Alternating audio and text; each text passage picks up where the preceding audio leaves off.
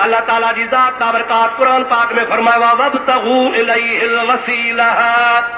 अल्लाह पाक जे ज़ात बाबरकात रे अचो तो वसीले सां अचो। और मुंहिंजा प्यारा दोस्त मदद वठण जा कई तरीक़ा आहिनि। अल्लाह पाक जल जलालु मनवारू जे ज़ात बाबरकात जे हबीब जे गुलामनि भी ॿियनि खां मदद वरिती आहे। दुरूद पढ़तो खे मां हदीस पाक जो हवालो बुलंद आवाज़ सां ॾींदो हलां। सलात मुंहिंजे प्यारे महबूब मुस्तफा सलात बुलंद आवाज़ सां ॾाढे ॾाढे ॾाढे सलाद।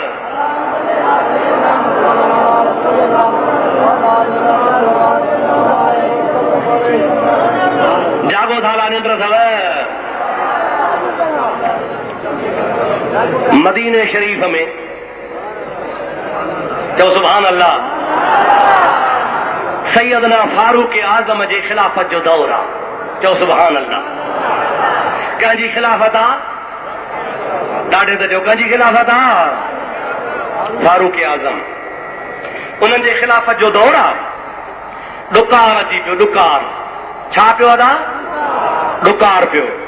अहिड़ो ॾुकार पियो जो बकरियुनि जूं खलूं जिस्म ते सुकी वियूं।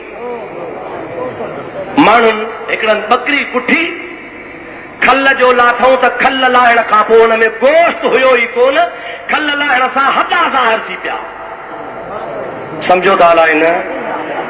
खल लाहिण सां हालांकि खल लाहिबी आहे त छा ज़ाहिर थींदो आहे? गोश्त ज़ाहिर थींदो आहे। अहिड़ो ॾुकार हो जो जानवर ॾुकर में अहिड़ा डुबरा थी विया जो बकरी कुही खल जो लाथऊं त अंदरो बकरी जो हॾो ज़ाहिर थी।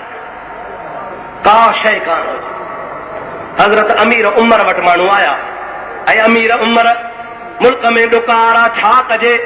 हज़रत उमर साईं रज़ी अल्लाह ताला अन्हु फरमाइनि था ओ मदीने वारो सुभाणे गॾु थिजो त दुआ घुरंदासीं। ॿियो ॾिहाड़ो थियो मस्जिद नबवी में सभई माण्हू गॾु थी विया।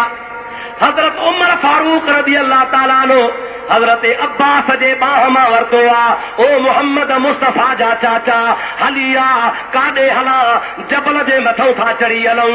उते अल्लाह खे अर्ज़ था कयूं या अल्लाह असां तुंहिंजे नबीअ जे चाचे अब्बास खे वठी आया आहियूं। असां तुंहिंजे रसूल जे चाचे जो वास्तो वठी तुंहिंजे दरबार में दहूं था कयूं पिया। असांजे मथां बरसात वसाए। जबल जे मथां चढ़ी सभिनी सहाबनि दुआ घुरी आहे। हज़रत उमर जा हज़रत अब्बास जे चोले में हथ हल। हज़रत अब्बास पियो चवे या इलाहुल आलमीन तुंहिंजे नबीअ जे चाचे जे अछी ॾाढ़ीअ ॾे निहार।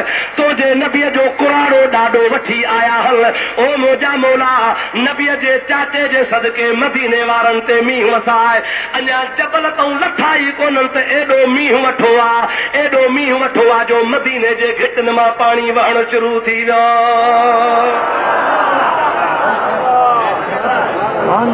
हाणे ईमान सां ॿुधा हज़रत अब्बास अल्लाह आया अल्लाह जो बानो आहे। हज़रत अब्बास जो तवस्सुल थो वरितो वञे। केरु थो वठे? सहाबी। सहाबी बि जहिड़ा तहिड़ा कोन। जलील क़दर हज़रत उमर जहिड़ो जवान। हे मुंहिंजे हथ में किताब जो नालो आहे नशर तीब। ॾिसो मौलवी अशरफ अली थानवी इन नशर तीब जे सिफ़े ते 300 सिफ़े ते लिखियो आहे त अल्लाह पाक जे पाननि जो वसीलो वठण बि जाइज़ आहे। छा थो लिखे? अल्लाह जे पाननि जो वसीलो वठण बि जाइज़ आहे। जेके अल्लाह जा नेक सालिह बाना आहिनि उन्हनि जो वसीलो बि वठी सघे थो। मुंहिंजा प्यारा दोस्त मालूम थियो त या रसूल अल्लाह करण बि जाइज़ आहे। वसीलो वठण बि जाइज़ आहे। मीलाद करण बि जाइज़ आहे। सलातो सलाम पढ़ण बि जाइज़ आहे। औलिया अल्लाह जे रूह खे ईसाले सवाब करण जे लाइ मुंहिंजा दोस्त ख़त्मो दुरूद ॼाणण बि जाइज़ आहे।